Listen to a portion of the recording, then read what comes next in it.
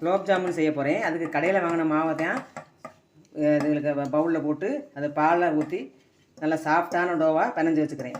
Sugar syrup செய்கிறதுக்கு 1/2 kilo ஜீனி போட்டுக்கிறேன். போட்டு அது ஒரு 400 கிராம் தண்ணி ஊற்றி அது நல்லா கொதிக்க விடணும். சுகர் சிரப்பு நல்லா கொதிக்குது. இப்போ தொட்டு பார்க்கும்போது அந்த பிசு தன்மை இருக்கணும். குலோப் ஜாமுன் மாவு பிணைஞ்சு வச்சு 5 நிமிஷம் ஆச்சு. இந்த மாதிரி சாஃப்டாக இருக்கணும், ஆனால் கையில் ஒட்டக்கூடாது. குலோப் ஜாமுன் உருண்டைகள் ஒரே சைஸுக்கு நல்லா சாஃப்டாக, ரொம்ப அழுத்தாமல் நல்லா சாஃப்டாக உருண்டையாக உள்ளங்கையில் வச்சு இந்த மாதிரி உருட்டி எடுத்துக்கிறணும். மீடியம் ஃப்ளேமில் தீ வச்சுட்டு ஒவ்வொரு உருண்டைகளாக குலோப் ஜாமுன் உருண்டையில் உள்ளே இறக்கிட்டு லோ ஃப்ளேம்லேயே நல்லா வெந்து ரோஸ்ட் ஆகணும். இப்போ குலோப் ஜாமுன் உருண்டைகள் மீடியம் ஃப்ளேம்லேயே 10 நிமிஷம் வெந்திருக்கு. இதெல்லாம் இனி இந்த உருண்டைகள்லாம் எடுத்துக்கிறோம்.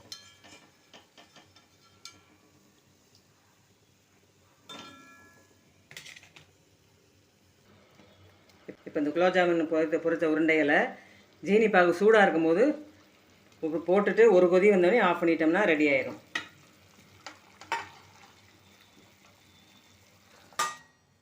இப்போ சுட சுட சுவையான குலோப் ஜாமுன் ரெடி ஆயிடுச்சு. ரொம்ப சாஃப்டானது. இந்த குலோப் ஜாமுன் எப்படி இருக்குது உங்களுக்கு, அந்த டெக்ஸ்டர் எப்படி இருக்குன்னு பாருங்கள். எப்படி சாஃப்டாக இருக்கும் பார்த்தீங்களா?